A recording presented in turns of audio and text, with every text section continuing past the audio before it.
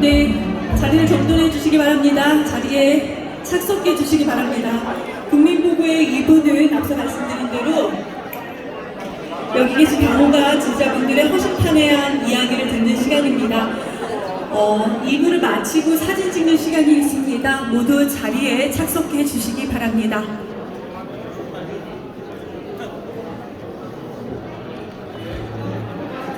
네, 자리에 착석해 주시기 바랍니다.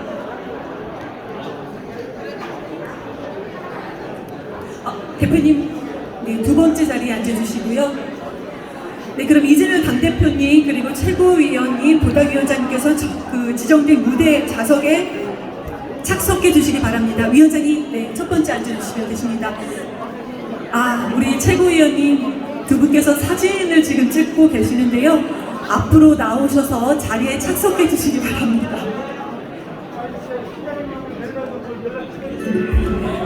네, 앞에 보시면은 사전에 여러분들께서 미리 작성해 주신 질문지가 보드판에 현재 붙어 있는데요. 이 질문지는 당대표님께서 그리고 옆에 계시는 박찬대 최고위원께서 직접 떼어주시고요. 그 질문에 대한 답변은 대표님께서 직접 해주시거나 필요한 경우에는 설명을 하실 수 있는 다른 분께서 답변해 드릴 예정입니다. 네, 그 마이크를 이재명 당대표님께 넘겨드리겠습니다. 네, 사실 이 쪽지를 볼 때가 제일 불안한 시간입니다. 무슨 말인지. 우리 박찬대 최고님 하나 골라주시죠. 예, 일단 가볍게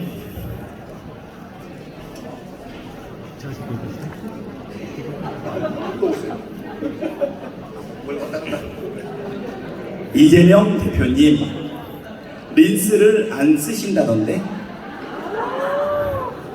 존재가 프린스니까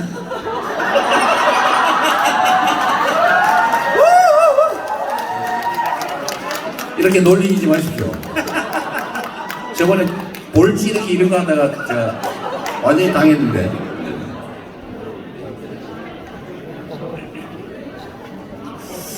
네, 맨 밑에 있던 건데요. 당원 중심 민주당 소망합니다. 이거 사실 여러분 이 주제와 관련돼서 하고 싶은 말씀이 정말 많으시죠? 제가 요새 그 문자 폭탄까지는 아니지만 제가 문자를 좀 많이 받고 있습니다. 여러분 아시겠지만 제가 내부에 대한 공격, 또 약간 표현이 과한 공격들을 하지 말자 이런 말씀을 좀 많이 드렸잖아요. 수박 이런 얘기 좀 하지 말자.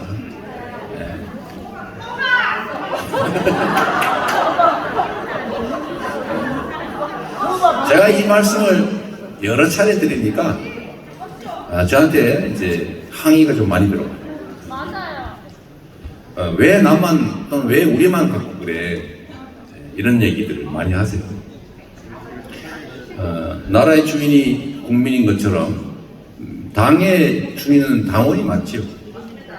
그런데 지금까지는 실제로 당원이 주인인 또는 당원이 주인에 준하는 그런 당이었느냐라고 하면 많이 부족했다는 게 일반적이죠. 그 지적이 저는 대체로 맞다고 생각합니다.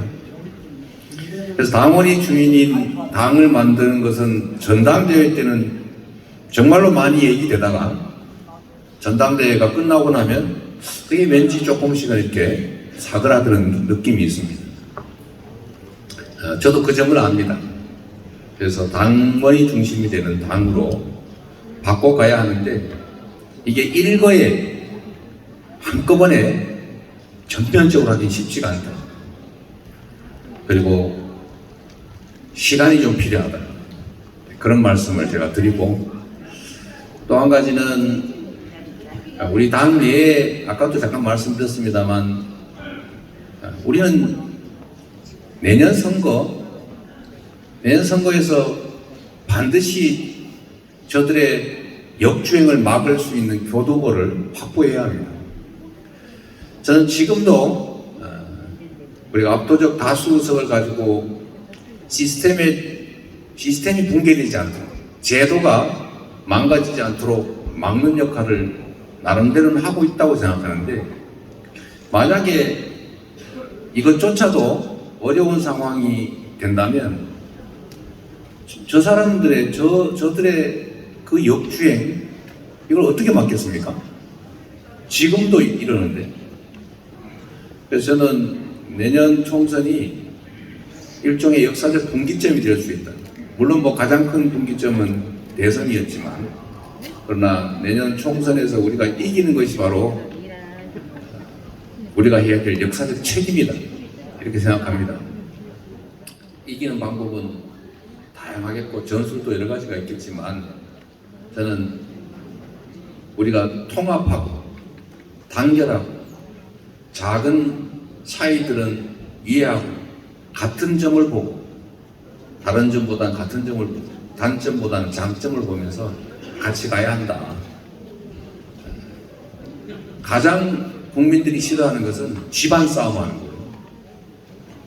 또 집안 싸움이 자칫 악용될 수도 있기 때문에 가끔씩은 불만스럽고 도대체 뭐 하고 있냐 이런 생각이 들지라도 우리가 국민들한테 단결된, 통합한, 단합하는 모습을 보여드리는 것이 정말로 중요하다고 생각합니다.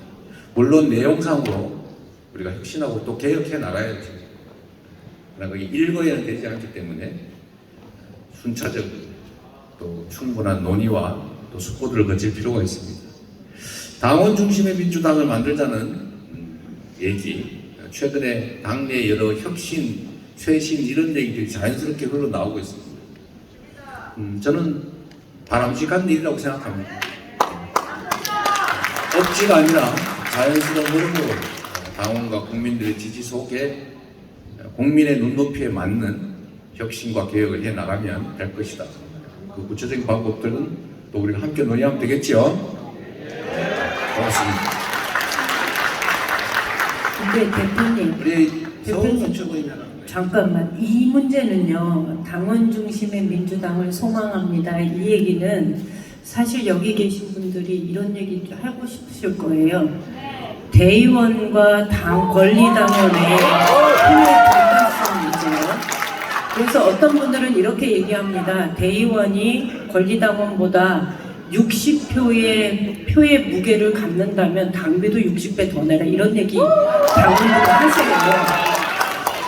근데 이번에 사실 좀 그게 우리 당원 동지들이 원하는 만큼은 아니라 하더라도 조정이 좀 되었고요.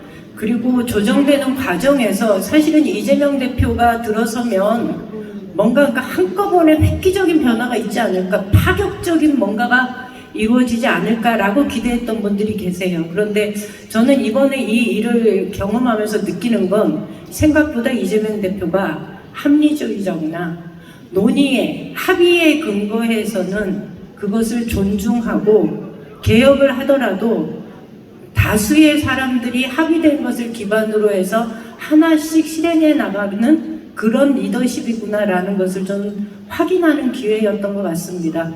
혹시 당원 동지들이 다소 좀 불만이 섞여 있다 하더라도 이것이 민주당이 당원 중심으로 가는 정당으로 변화해 나가는 그 과정이다, 이렇게 생각하시고 마음을 조금 풀어주시면 고맙겠습니다.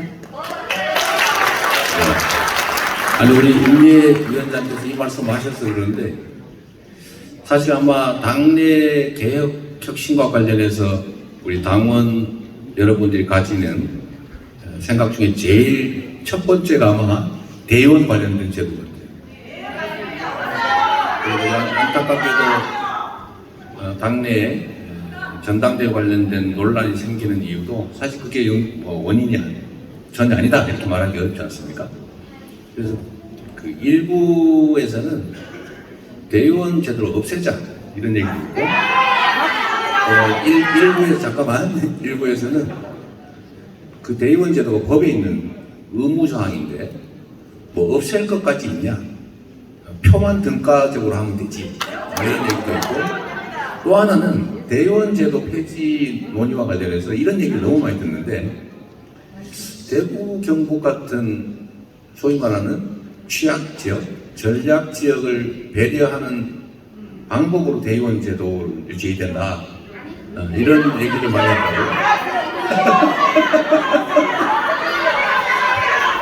네. 아니 여기 대의원이 별로 없으셨을 것 같은데.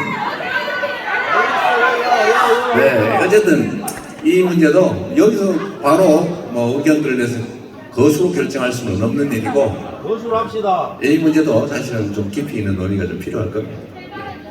네, 논의를 통해서 토론을 통해서 합리적인 안을 만들어낼 수 있을 겁니다. 예, 제가 하나 뽑아냈는데요. 오늘 이게 경북이 지역이 넓다 보니까 오늘 못 오신 권리 당원들도 많으신 것 같아요. 그래서 지금 아마 동영상을 보고 계실 건데 못 오신 권리 당원들께 용기를 주는 한마디 부탁드립니다. 이 자리에 못 오신 그 권리당원 여러분께서는 앞으로는 차비 마련하고 시간 내서 꼭 오시기 바랍니다.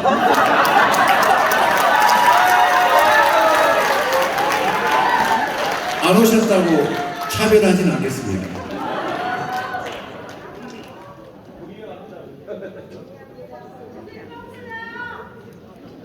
네, 이번엔 아니 이름을 다들 안 쓰셨군요.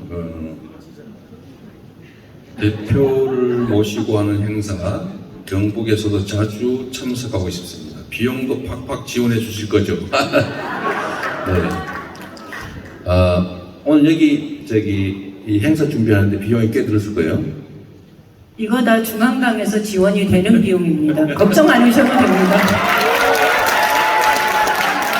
제가 전당대회 때 이제 민주당의 전국 정당화를 말씀을 드렸고, 이 취약 지역, 전략 지역이라고 보통 부르자고 하는데, 이 전략 지역들의 지원을 좀 강화하겠다는 말씀드렸잖아요.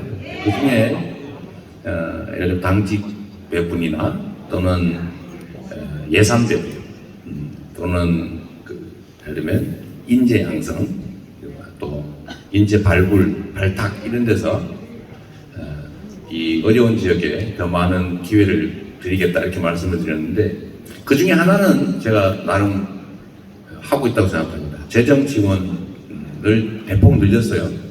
그래서 대구 경북 지역에도 현수막이 좀 많이 붙는 편 아닙니까? 그래서 여기도 우리 민주당이 있구나 이렇게 알리는 효과도 있고, 또 민주당이 주장하는 바 어떤 것인지도 우리 경북 대구 시도민들한테 많이 알리는 것 같아요. 앞으로도 제일 쉬운 게 돈으로 하는 거라는 얘기도 있긴 하던데, 이 재정 배분 문제는 앞으로 필요한 범위 내에서 최대한 많이 늘려나갈 생각입니다. 그리고 재정 걱정하지 마시고 비용 걱정하지 마시고 많이 오시고 많이 참여하시기 바랍니다. 많이 부족하긴 하죠, 이제는. 괜찮다는데요? 더 지원해야 된다는데. 돈은 많으면 많을수록 좋다고. 네. 아니 저도 돈은 많으면 많을수록 좋다는 얘기 드렸습니다. 그래, 어려운 지역에서 고생하시는데 할 수 있는 지원이라도 최대한 하도록 하겠습니다.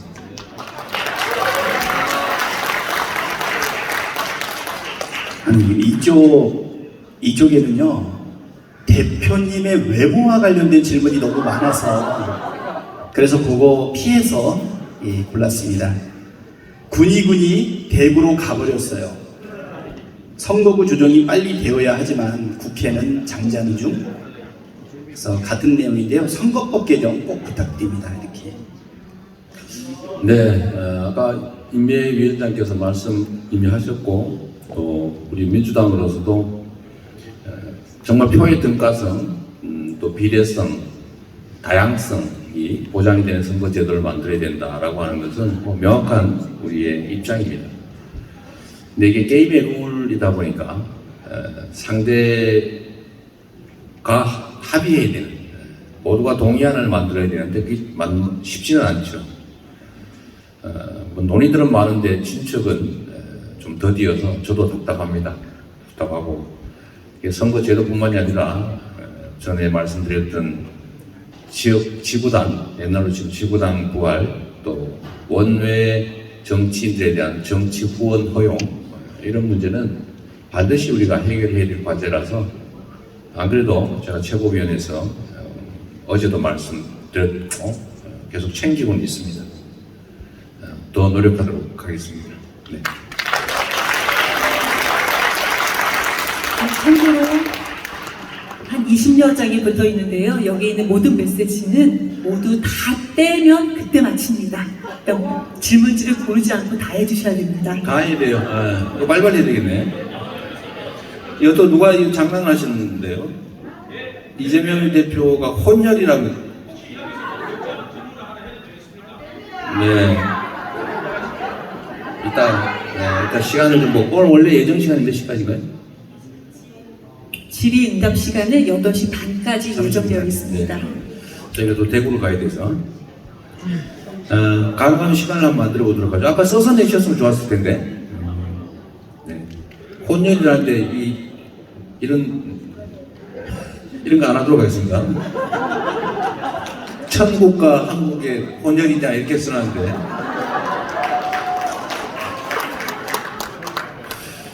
이런 질문 하는 게 좋은데 다음 대통령이 된다면 뭘 제일 먼저 하겠냐 이런 거 생각하도록 하겠습니다. 일단 내년 선거가 중요합니다. 일단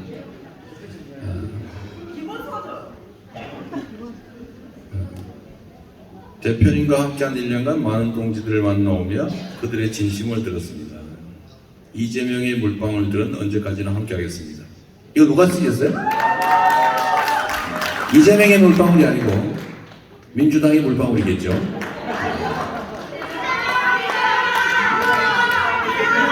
저도 물방울입니다. 저도 한 방울의 물방울이다. 감사합니다. 경북 당원들에게 하트 3개 보내주세요.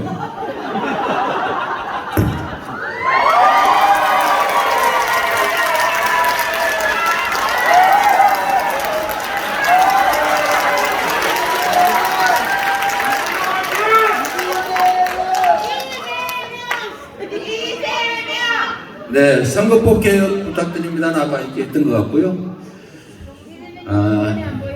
기본사회 만들어주세요. 지치지 말고 힘내서 끝까지 가주십시오. 네. 이 기본사회 얘기는 제가 잠깐만 짧게 한번 말씀을 드리면 좋을 것 같습니다. 우리 대한민국 사회의 미래 비전이 사라졌습니다. 어느 시대에도 우리 사회가 나아가야 될 미래 비전이라고 하는 게 있었죠. 예를 들면 20, 30년 후에는 50년 후에는 어떤 나라를 만들고 싶다.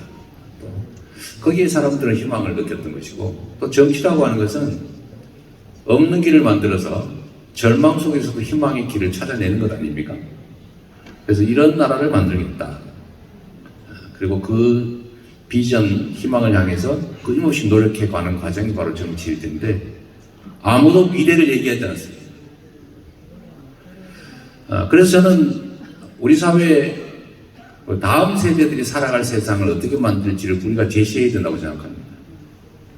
그래서 제가 기본소득 얘기를 한 10여 년 전부터 하면서 그거는 사실 극히 일부 부분적인 것이었던 거죠. 저는 기본사회라고 하는 개념을 우리가 만들고 실천해야 된다고 생각해요. 우리가 농경사회, 정말 육체노동을 열심히 해서 먹고 사는 문제를 해결하는 그런 시대를 지나서 산업사회로 왔고 또 산업사회를 넘어서서 이제 국가가 일정 정도 개인의 삶을 최저선을 보장하는 죽지 않게 그런 복지국가를 우리가 또 지향해 왔다면 이제는 우리의 생산력 수준이 우리 공동체 구성원들의 기본적인 삶을 충분히 확보해 줄 수 있는 상황이 된다.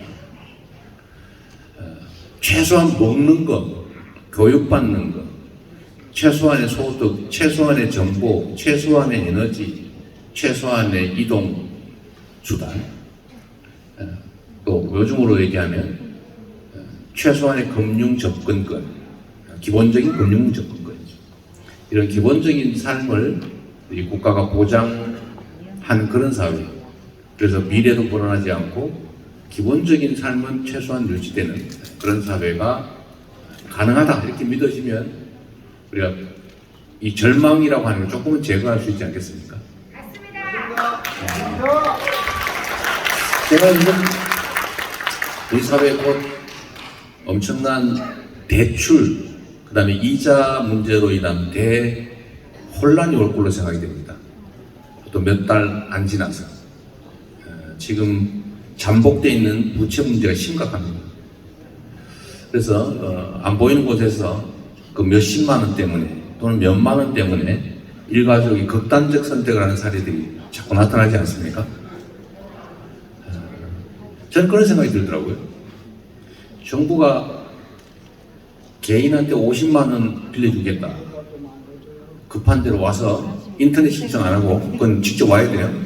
50만 원 빌려주는데 이자는 15.9%다. 이게 이번 정부가 내놓은 긴급 대책입니다. 50만 원 15.9% 빌려주겠다. 했더니 이게 아침부터 줄을 서가지고 순식간에 다 사라져 버렸어요. 예산이 소진됐습니다. 국가고국 15.9% 사채업자처럼 돈 받아야 되겠습니까? 이 생각의 기전은 뭐냐면 한 푼도 손해보지 않겠다는 거예요. 50만 원을 지원을 해주면 이 중에 떼먹을 것이다. 못 갚을 것이다. 그걸 계산에 다 넣은 다음에 15.9% 이자를 받으면 결국은 그 유지할 수 있다. 이런 생각이거든요. 이 사채업자 생각하고 똑같지 않습니까? 저는 그래서 이런 문제도 개인에게 평생 500만 원 정도는 마이너스 통장 만들어서 꺼내 쓰고 능력되면 갖고 이렇게 할 수 있게 해주자.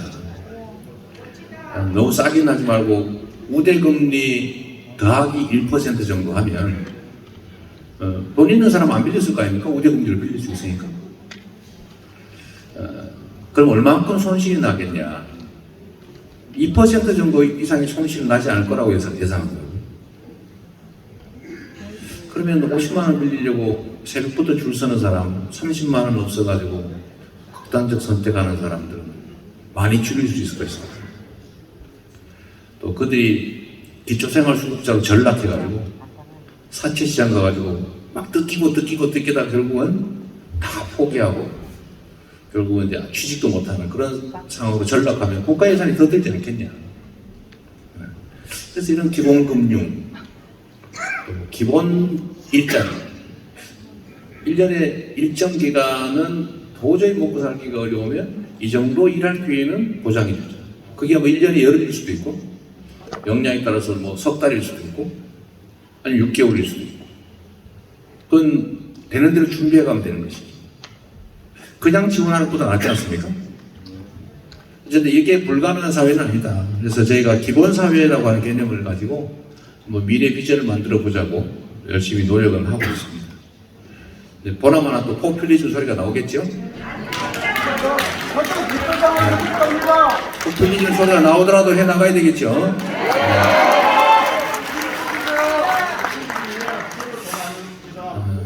대표님의 에너지는 어디에서 얻나요? 참 어려운 질문입니다. 연구해 보겠습니다. 언젠가 시간이 되면 제가 유튜브 방송할 때 한번 하도록 하겠습니다. 근데 이거는요, 대표님, 이거 정답이 있어요. 이거 정답이 정답 집에 있어요? 있는 사모님으로부터 적어도 이런 답이 나와야 사랑을 받으시는 거예요. 가정의 답입니다. 나중에 하겠습니다.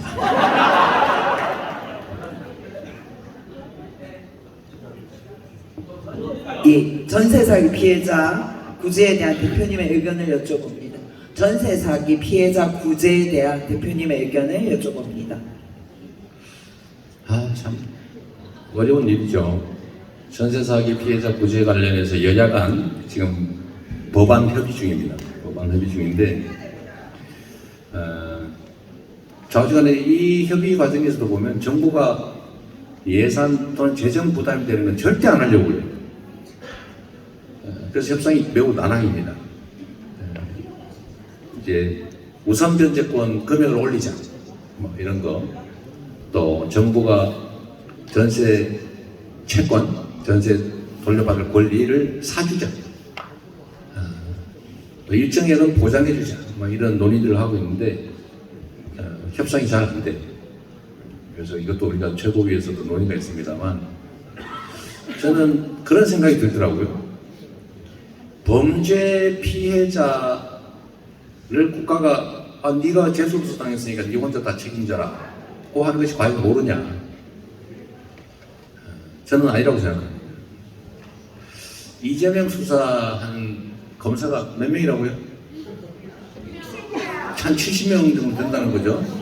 거기다가 지금 이게 1년이 훨씬 넘어가고 있는데 거기다가 소속된 수사관까지 하면 한 500명쯤 되지 않을까. 검사 1인당 한 3명 정도 이렇게 거기다 지원되는 수사 인력 이런 거 하면 제가 보기에는 뭐 500명이 아니라 한 1000명도 될 수 있다.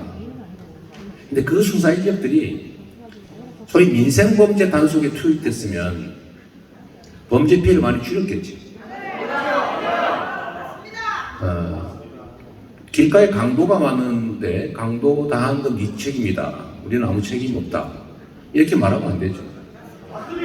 경찰력 부족 때문 아닙니까? 아니면 경찰이 게으르거나 예방하는 게 국가의 일이고 국가는 그런 일을 하라고 국민들이 권력을 부여하지 않습니까? 그래서 저는 이런 조직적이고 체계적인 지속적인 범죄 피해에 대해서는 정부가 일정 부분 책임져야 된다고 생각해요. 그런 방향으로 노력하겠습니다. 어차피 다 뛰어봐야 되는데 순서를 고려하지 말고 얼른 떼주세요. 곤란한 거 고르고 있는 거죠 지금.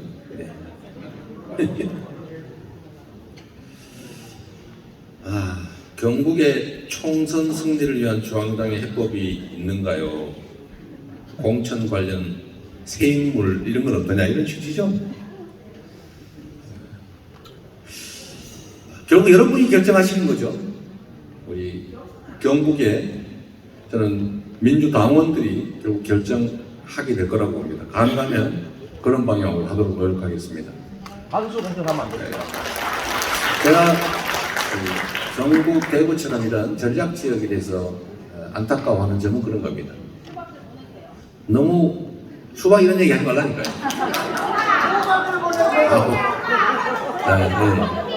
물이 너무 얕으면 고통스러워요.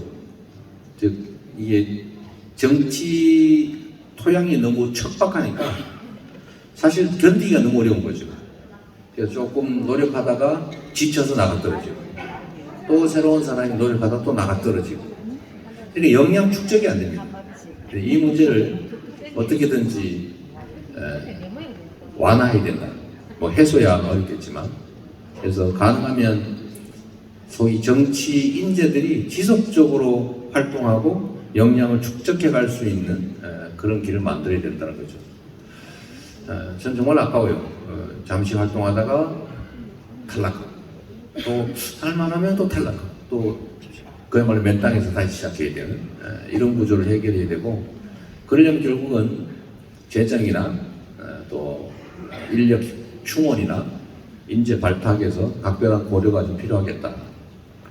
어쨌든 그래서 뭐 앞으로 어떻게 될지 모르겠습니다만 이 전략 지역에 대한 비례대표 배정 문제도 안정적으로 사실은 해야 될 일이고 특히 이제 권역별 비례제를 저희는 반드시 도입해야 된다고 생각하고 지금 추진은 열심히 합니다만 여야 간의 합의 사항이라서 그렇게 녹록치는 않습니다. 최선을 다해서 노력하도록 하겠습니다. 읽어주세요. 예, 이거는 답변하기 아주 곤란한 부분인데요. 예. 먼저 읽어보면 생각 없이 죄다 퍼주는 윤석열에게 사이다. 사이다 이재명 대표님 파이팅. 이게 무슨 말이에요? 생각 없이 죄다 퍼주는 윤석열에게 사이다 맛을 보여주라는 얘기 같아요. 네. 참 제가 남 흉보는 거 솔직히 잘 못하거든요. 근데 저는 결국 기본적 마인드 문제라고 생각이 됩니다. 일본과의 두 차례 정상회담을 보면서 그 볼 때마다 좀 얼굴이 좀 뜨거워지는 그 약간 자존심이 상하는 그런 느낌을 저도 갖는데 다른 많은 국민들께서도 그러실 것 같아요. 속상하시죠? 일본에는 이제 치욕스러운 결과가 된 것 같고 또 미국과의 관계에서는 우리가 알아서 뭐 긴다고 하면 너무 좀 우리 스스로 가슴 아프고 알아서 접어준다 제가 이렇게 표현했는데 참 표현을 찾기가 어려워서 접어주고 중국은 괜히 이렇게 자극을 해가지고 안 해도 될 소리인데 그래서 외교적 언어라고 하는 게 필요한 것이거든요. 똑같은 얘기도 말 한마디에 천냥빚 갚는다고 하지 않습니까? 특히 외교는 그렇죠. 그래서 외교적 언사라는 것도 있는 거예요. 똑같은 얘기를 해도 오해해서 상처가 적게 할 말은 하되 오해하는 이거는 사실은 이 못나거나 자신감이 없거나 힘이 없어서 하는 게 아닙니다. 그 상대를 배려하고 국가 간 관계라고 하는 이 엄혹한 현실 속에서 불가피하게 필요한 일이거든요. 근데 그런 걸 안 하려고 하는 것 같아요. 화끈하게 직설적으로 하는 게 저는 옳은 게 아니라고 생각합니다. 그래서 중국으로부터 이때까지 중국의 대한민국에 대한 발언 강도 수위를 보면 차마 제 입으로 옮기기 어려운 그런 수위의 발언을 하지 않습니까? 이게 아무래도 경제에 심각한 영향을 미칠 수밖에 없겠죠. 러시아도 공연히 조용히 하면 될 걸 공개적으로 표현 수위를 높이는 바람에 러시아로서도 어쩔 수 없이 강경 대응할 수밖에 없는 상태로 몰아넣지 않습니까? 그래서 이런 것들을 보면 왜 그러지? 왜 저러실까? 이런 생각이 들어요. 설마 그러겠습니까? 그건 아닐 겁니다. 그런 거 설마 그 정도 그럴 일은 없어. 좀 고쳤으면 좋겠어요. 그 결과가 얼마나 참혹한지를 좀 심각하게 고려해 주길 진짜 다시 한번 부탁드리는 거예요. 꽃으로 맞아요?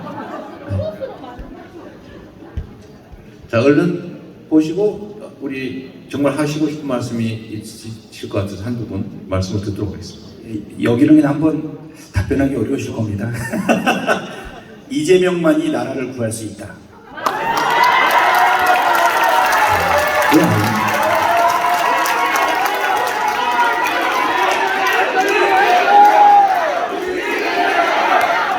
이 대표님 독도를 지켜주세요. 포항 정은은 네. 포항에서 정은숙님 이 대표님 독도를 지켜주세요. 독도를 지켜주세요. 네, 이 나라를 구하는 것은 이재명이 아니라 국민이죠. 역사를 봐도 언제나 그랬습니다.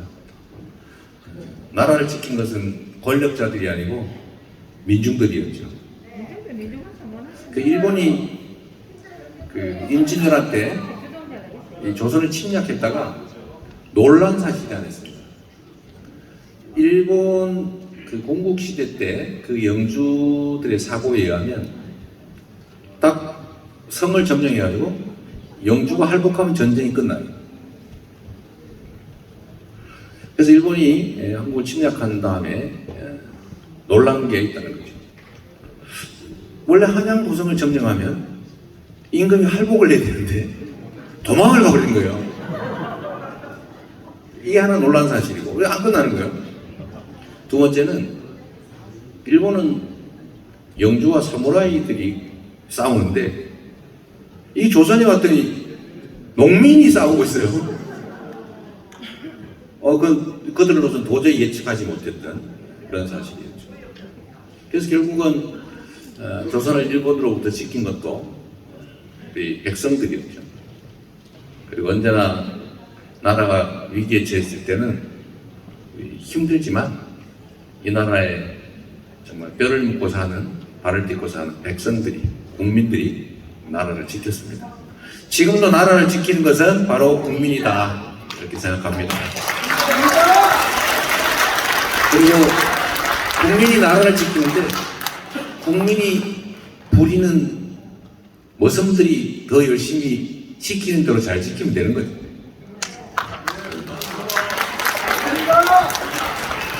예. 이유가 없습니다. 항상 지지합니다. 하트. 오늘은 무조건 행복합니다. 하트. 대표님 만나서 대구에 자주 오셔요. 예, 내일 갑니다. 감사합니다. 저보고 힘내라고 자꾸 이러시는 것 같은데 사실은 저 힘 넘칩니다.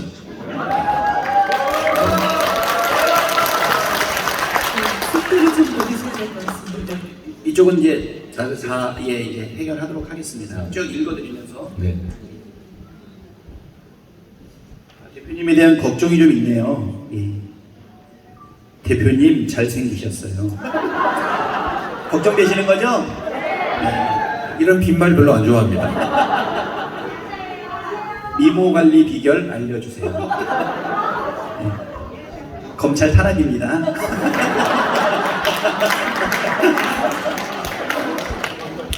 이건 좀 가장 듣기 좋은 말 골라주세요. 1번 귀엽다, 2번 잘생겼다, 3번 멋지다. 3번으로 있어요, 3번. 전혀 뭐 동의할 수 없는 분들한데 이재명 대표님을 귀엽게 여기는 2030 여성 청년 당원들이 생각하는 대표님의 귀여운 포인트는 뭐라고 생각하나요? 이거 네, 다음으로 넘어가겠습니다. 질문이 잘못됐어요. 2030만 그렇습니까? 여기 할매들 손 한번 들어보세요. 대표님 귀여워요, 안 귀여워요? 제가 어디 가서 들은 얘기가 있는데, 네, 그 사람 참 성격 좋아, 그 사람 참 이뻐, 이렇게 말하면 못생겼다는 얘기고 부족하다 이런 말을 그렇게 한다던데. 그렇죠? 대표님 저도 잘생겼는데 귀엽다고 듣습니다. 네, 우리 박찬근 씨는 귀엽습니다. 네, 싸울 줄 아는 민주당 응원합니다. 대표님이 제 희망. 저는 이거 쓰신 분이 저의 희망입니다. 네. 여러분, 싸워야지요. 싸워야 되는데 싸우는 내용과 방식이 문제겠죠. 우리 국민들께서는 왜 싸우냐 이렇게 말하지만 바른 일을 위해서 싸우는 게 너무 당연하지 않습니까? 근데 우리 국민들께서 지적하는 것은 잘못된 싸움을 말하는 거죠. 이권 다툼을 한다든지 불필요한 권력 다툼을 한다든지 이런 거를 하지 말라는 것이지, 바른 일을 위해서, 더 나은 나라를 위해서 싸우는 것은 국민이 바라는 거고 국민이 맡긴 책임이죠.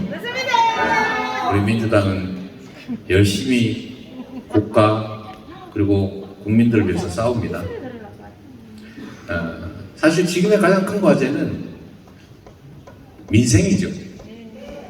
우리가 자주 개인적인 자리에서 말하기도 하지만 다 먹고 살자고 하는 얘기 아닙니까? 더 잘 살자고, 더 안전하게 살자고, 더 행복하게 살자고. 그래서 우리가 개인이 할 수 없는 일이기 때문에 권력과 돈을 맡겨놓고 대신하라고 시키는 게 바로 정치 아니겠습니까? 그 맡긴 취지에 따라서 열심히 싸워야 되겠죠. 근데 참 그게 어려운 게요. 세상에 구경거리가 세 가지가 있는데, 하나가 물구경. 그 홍수 났을 때 떠내려가는 거 보면 재밌거든요. 요새는 이제 물구경하기 어려워졌죠. 불구경, 그 다음 싸움 구경. 이게 3대 구경거리라고 합니다. 이 싸움 중에 제일 재미있는 싸움이 정치라고 해요. 재미없어요? 사실은 제대로 격식을 갖춰서 상식과 규칙을 지키면서 싸우면 괜찮은데 규칙도 어기고 상식도 없고 선도 넘고 안보기 가리고는 반칙하고 이러니까 사실은 보기 싫은 거죠. 우리 국민과 국가를 위해서는 열심히 싸우도록 하겠습니다. 여기 간호사분이 계신가 봐요. 간호법 제정을 꼭 해달라고 이렇게 말씀하셨는데 일단 저희가 할 수 있는 건 다 했습니다. 저는 이 간호법에 대해서 물론 이견들이 있을 수가 있죠. 다른 직역의 관계진 분도 계시고 이해관계가 일치하지 않는 쪽도 있습니다만 이거는 사실 대선 때 윤석열 후보도 저도 또 민주당도 국민의힘도 다 공식적으로 약속했던 겁니다. 약속을 한 건 지켜야 되겠죠. 또 그때 당시에 모든 후보들과 정치 집단들이 다 동의한 건 다 이유가 있어서 했을 것이고 국민과 한 약속을 함부로 깨면 안 되는 거죠. 근데 제가 아주 재밌는 얘기를 들었는데 공식적으로 약속한 일이 없다가 입장이더라고요. 처음에는 약속한 일이 없다고 그러더니 막 영상 이렇게 막 나오니까 약속을 하긴 했는데 공식적으로 한 일은 약속한 일은 없다. 그럼 사적으로 약속한 겁니까? 아니면 비공식적인 약속인가? 좀 이해가 안 되는 이런 걸 보통 전문 용어로 우롱이라고 하죠. 국민을 우롱한 것과 마찬가지 아니겠습니까? 일단 거부권 행사 여부가 논쟁거리이긴 한데 저는 거부권 행사 안 할 거라고 믿습니다.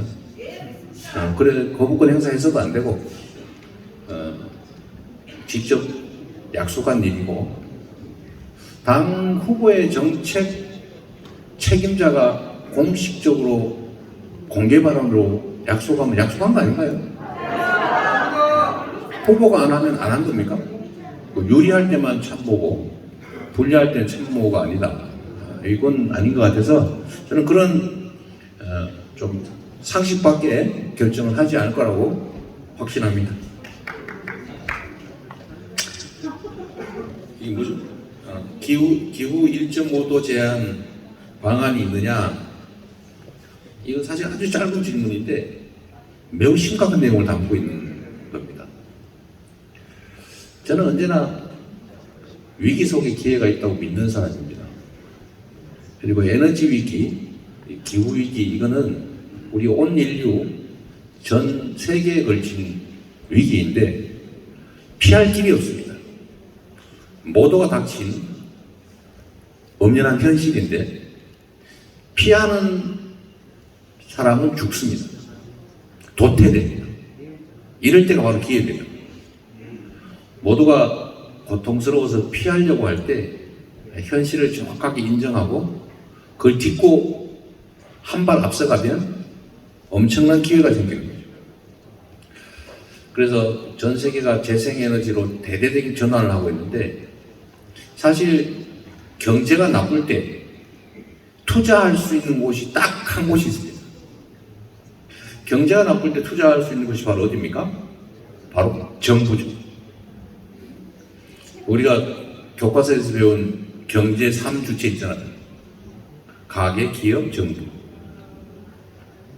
근데 가계도 기업도 지금 어려운 상황일 때 다 처지면 더 심각해지잖아요.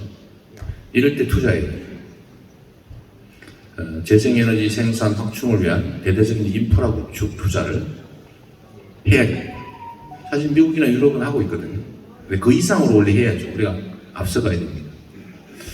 인생을 오래 사신 분들은 다 알고 있는 사실이지만 이게 반발짝 뒤에 가면 끌려가는 거예요. 그런데 반발짝만 앞서가면 끌고 가는 거예요. 근데 이 반발짝의 차이가 천지 차이를 만들어내죠. 근데 기후위기 극복을 위해서 우리가 화석연료 사용을 제한하자, 탄소 감축 목표를 좀 강화하자 해놨는데 지금 현 정부 들어와서 이걸 다 후퇴시키고 있어요. 재생에너지 생산 목표도 떨어뜨리고 탄소 감축 목표도 더 후퇴하고, 제가 보기엔 몇 년 지나서 정말로 심각한 상황이 발생할 수 있는데, 재생에너지로 생산하지 않는 제품은 구매하지 않겠다. 이걸 뭐라고 그래요? 다 아시네요. 우리도 다 알죠. 이런 상황이 실제로 곧 올 텐데 다 선언하고 있잖아요. 그런데 대한민국 국내에서 생산되는 재생에너지는 삼성전자 한 곳이 쓰기도 부족하다고 합니다. 그 다음에 어떻게 될까요? 다 수출 생산을 한국에서 하면 안 돼. 다 해외로 나가겠죠. 재생에너지가 풍부한 곳. 그럼 대한민국 경제, 고용 어떻게 되겠습니까? 여기에 대한 대책이 있는지 정말 궁금해요. 1.5도 제한에 대한 방안은 우리가 선제적으로, 대대적으로 투자해서 재생에너지 생산 기반을 확충하는 겁니다. 그래서 저기 산꼭대기 시골, 또 저기 바닷가, 섬 이런 데서도 재생에너지, 바람, 태양을 이용해서 전기를 생산한 다음에 그걸 팔 수 있게 온 동네에서 재생에너지를 생산, 판매할 수 있게 해주면 수입 대체도 되고 미래 산업도 준비하고 또 그 투자 과정에서 엄청난 이익도 생기겠죠. 얘기가 조금 길어져서 아쉽긴 한데 이 얘기는 한번 꼭 드리고 싶습니다. 지금 경북 지역은 소위 농촌 소멸 위기에 처한 군이 많죠. 인구가 계속 줄어들고 있어요. 그런데 대한민국 군 중에서 인구가 늘어나는 곳이 한 곳이 있습니다. 딱 한 곳. 어디냐? 신안이죠. 제가 신안군 홍보대사입니다. 신안군이 그 태양광 발전을 해가지고 그 태양광 발전에서 생긴 수익의 일정 부분을 동네 주민들한테 나눠주고 있어요. 이제 허가를 내줄 때 조건을 붙여가지고 이것 때문에 지금 수사받고 있다고 하더라고요. 우리나라는 뭐 열심히 하고 수사를 받습니다. 태양광 에너지 생산에 주민들 지분을 일정 부분 인정을 해줘서 주민들에게 연간 최대 250만 원 정도 가구당 지급을 할 목표로 일부 지급하고 있어요. 이것 때문에 신안군이라고 하는 데는 육지가 없습니다. 군 전체가 섬이에요. 여기가 인구가 늘어나고 있습니다. 모두에게 행복한 길 아닌가요? 여러분 정부가 조금만 도와주면 얼마나 좋아지겠어요? 경북도 그런 기회를 갖게 되길 바랍니다. 그래서 제 고향 안동군도 좀, 안동시도 인구가 좀 늘어나는, 제가 사는 동네에도 조금, 동네 태양광 패널 도로 위에 하천가에 밭 2개, 논 2개 다 깔고, 그래서 내가 필요한 전기는 쓰고 나머지는 다 팔 수 있는 그런 동네가 되면 얼마나 좋겠어요? 네. 김천도 좀 살려주세요. 어디요? 김천도. 알겠습니다. 네, 사실 정부가 조금만 더 입장을 바꿔서 노력하고 투자하면 사실 어렵지 않습니다. 제가 그런 권유를 하고 있는데 농촌 기본소득을 도입하자. 근데 그 돈이 어디서 나냐 이렇게 말하잖아요. 제가 경기도 포천군의 청산면이라고 하는, 연천군의 청산면이라고 하는 면 단위에 1인당 15만 원의 농촌 기본소득을 지급하는 조례 예산을 통과시켜서 지금 작년부터 지급하고 있어요. 작년에 1인당 15만 원 지급하는데 이 한 달에 월 15만 원. 그러니까 두 부부가 살면 30만 원. 애들 둘 데리고 살면 60만 원. 경기도에서 가장 오지입니다. 오지인데 여기 인구가 계속 줄어들고 있었는데 인구가 지금 늘고 있어요. 동네에 미장원도 생겼다고 합니다. 왜냐하면 그 기본소득을 동네에서만 쓸 수 있는 지역화폐로 지급하거든요. 그러니까 동네에서 이발을 하는 거죠. 동네 슈퍼를 이용하고 동네 가게가 딱 생겨나는 거예요.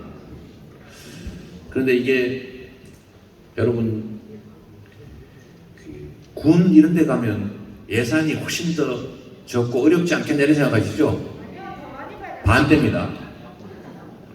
성남시 같은 경우는 1인당 연간 예산이 한 300만 원 정도 됩니다. 그런데 인구가 줄어들고 있는 어디 군 이런 데 가면 1인당 예산이 보통 2천만 원입니다. 그거를 1인당 예산이 그런데 그거를 5%만 아꼈으면 5% 사실 아낄 수 있거든요. 10% 어렵지 않습니다. 그렇게 할 경우에 어떤 변화가 일어날지 여러분 상상을 한번 해보세요. 마음먹기 나름입니다. 네. 정말 어렵지 않습니다. 결단이죠. 자, 우리 땅 대마도를 다시 찾아올 계획은 없나?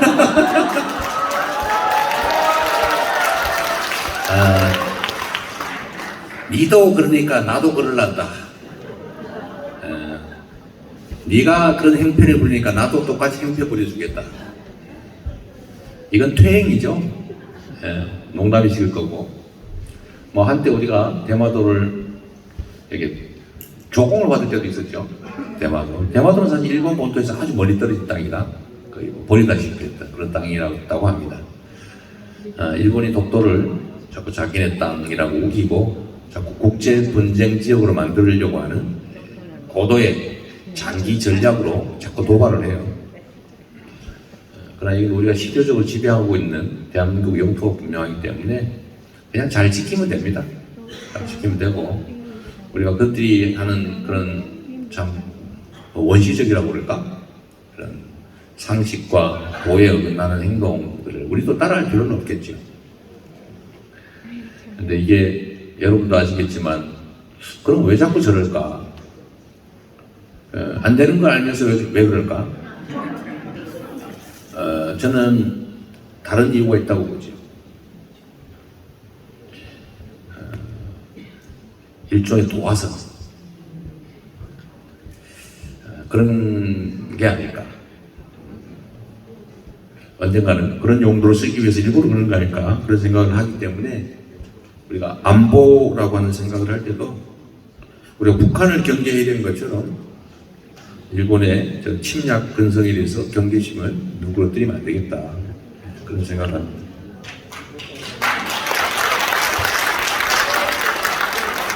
근데 저는 정말로 납득되지 않는 게 그런 거죠. 북한은 우리를 3년간 침공해서 엄청난 피해를 입혔죠. 그래서 우리가 국가 예산의 엄청난 부분, 지금 한 60조가 넘죠. 연간 60조 원 이상이 되는 국방비를 매년 지출하는데 일본이 36년간 한반도를 침략, 약탈했던 거는 그러면 먼 과거의 일이냐? 그야말로 진짜 100년 전의 일이냐? 100년적 역사 속의 일이냐? 수나라가 고구려 쳐들어왔던 것 같은 거냐? 이게 시간의 차이가 5년밖에 없습니다. 안 납니다. 45년까지 일본이 이 한반도를 침략 지배했고 50년에 북한이 남침하지 않았습니까? 역사의 시각으로 보면 거의 동시에 일어난 사건입니다. 피해 규모가 남침으로 인한 것과 비교해 보면 어느 쪽이 더 크겠냐? 뭐 저는 과학적으로 따져보지 않았지만 결코 일제 침략 기간의 피해가 적다고 할 수 없다. 그런데 왜 우리는 북한에 대한 경계심만 강조할까? 좀 그런 점에 대해서 저는 자주 의문이 들 때가 있습니다. 네. 자, 이제 마지막인데 시간이 많이 지연되고요. 포항은 제철 산업, 2차 전지 산업 때문에 환경 문제가 심각합니다. 대안을 부탁드립니다. 네. 대안 얘기는 너무 오래 걸릴 일이어서 우리가 집권하게 되면 새로운 신산업으로, 저공해 산업으로, 미래 산업으로 대대적인 전환이 가능할 거다. 이렇게 말씀드리면서 답을 마치겠습니다. 자, 이제 너무 쑥쑥하니까 아까 누가 마지막 질문. 또 있어요? 답변은 안 하셔도 되는데 아, 질문을 주신 분이 그게 네. 있기 때문에 제가 읽어만 드리겠습니다. 대표님 너무 걱정이 많으세요. 잦은 염색에 대표님 두피 건강 걱정됩니다. 유유유 백발 생각 아직 없으신가요? 네. 저도 백발하고 싶은데 일단 양론이 있어서요. 백발을 하면 힘이 없어 보인다. 이런 주장이 또 있고 늙어 보인다. 네. 맞습니다. 늙어 보인다. 저도 지금 고민 중입니다. 까만 머리가 좋으냐? 흰 머리가 낫냐? 사실 뭐 투표로 할 수도 없고 또 미용사 이 바관에서도 먹고 살아야 되지 않겠습니까? 네, 우리 네, 정말 네, 저기 두 분만 짧은 의견 듣도록 하겠습니다. 우리 안경 쓰신 남자분 오른쪽 앞에 여성분 이렇게 두 분. 예, 언론중재법 지금 가짜뉴스가 어떻게 보면은 경북의 가장 적인 것 같기도 합니다. 이 부분을 다시 재기반을 하셔가지고 바꿔주실 수 없는가, 그게 제일 걱정입니다. 네, 우리가 사법 개혁 또 언론 개혁 이런 걸 하면서 상처도 많이 받았고 결국은 최종 성과는 뚜렷하지 않은 것 같아요. 저는 가짜 뉴스가 정말 이 민주주의 체제에 큰 위협을 가한다고 생각합니다.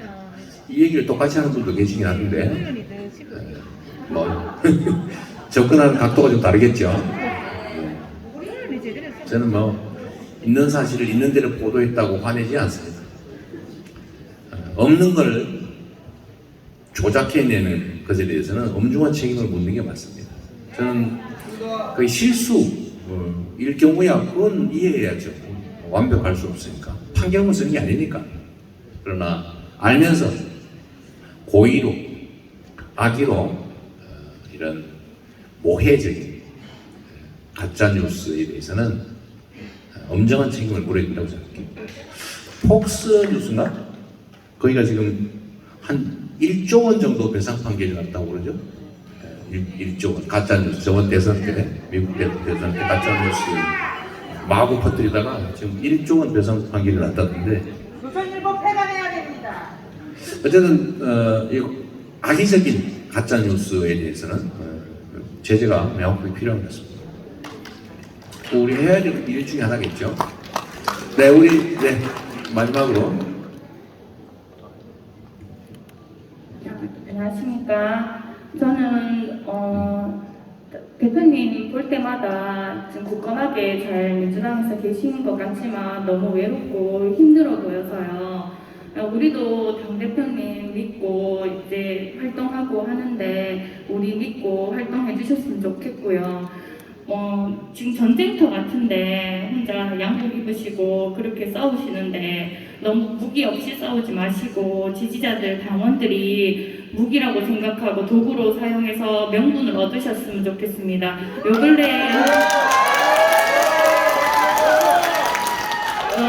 만약에 제가 뭐 잘 몰라서 하는 얘기인지 모르겠는데 전당원 투표 요번에 했는데 이런 것도 대표님이 뭐 하시고 싶으신 거 있으시면 뭐 우리한테 명분 떠넘겨서 해가지고 우리가 그렇게 투표하고 그렇게 같이 전쟁터에서 같이 힘내서 활동했으면 좋겠습니다. 감사합니다. 네, 갑자기 힘이 불끈 솟습니다. 지금 말씀 정말 감사드리고요. 우리 모두는 동지들이죠. 저는 지지자라고 하기보다는 동지여야 한다고 생각해요. 동지라는 뜻을 함께 나누고 내가 하고 싶은 일을 상대를 통해서 이뤄내는 거죠. 혼자 할 수는 없으니까. 너는 나를 통하여, 나는 너를 통하여 우리 모두가 원하는 일을 만들어내는 것. 그게 우리가 가야 될 길이라고 생각합니다. 그래서 그 말씀을 아까도 한번 드렸습니다. 우리가 한 개인의 이익을 위해서 싸우는 건 아닙니다. 더 나은 세상, 모두가 희망을 가지는 그런 좋은 세상 만들자고 하는 거 아닙니까? 그리고 정치는 본질적으로 억강부약해야 된다. 그리고 그걸 통해서 우리는 함께 사는 세상을 만들어내는 것이다. 그렇게 생각해요. 저는 외롭지 않습니다. 외롭지 않습니다. 그리고 제가 적의 상대에게 노출된 가장 크고 뚜렷한 관역이기 때문에 저한테 집중 공격을 가하는 건 당연하죠. 그래서 여러분께서도 우리의 힘을 모으는데 좀 더 노력해 주시고, 지금도 잘해 주시지만, 그리고 같은 에너지라면 내부보다는 밖을 향해 나가. 총구는 밖으로. 이 말씀을 다시 한번 부탁드립니다. 고맙습니다.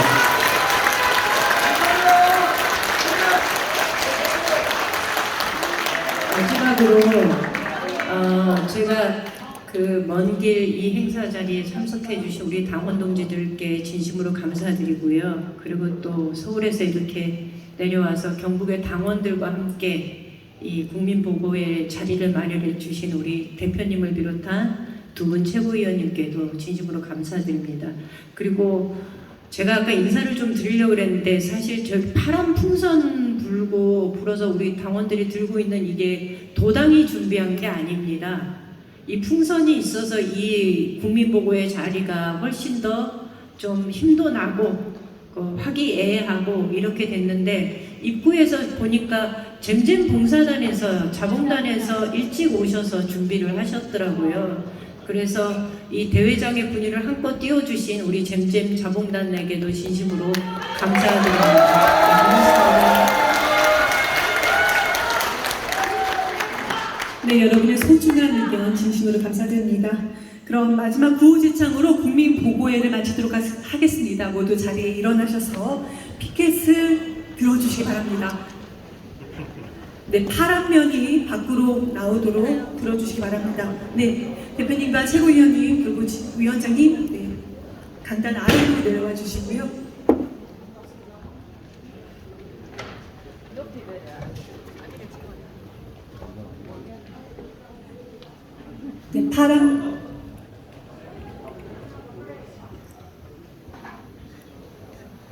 네, 파란 면이 앞으로 나오도록 들어주시면 되겠습니다. 앞선 구호 제창과 똑같이 진행하겠습니다. 제가 먼저 선창하도록 하겠습니다. 문은 정권 1년 만에 민생 경제 파탄 났다. 네, 이번엔 돌려서 하얀 면이 앞으로 나오게 해주시기 바랍니다.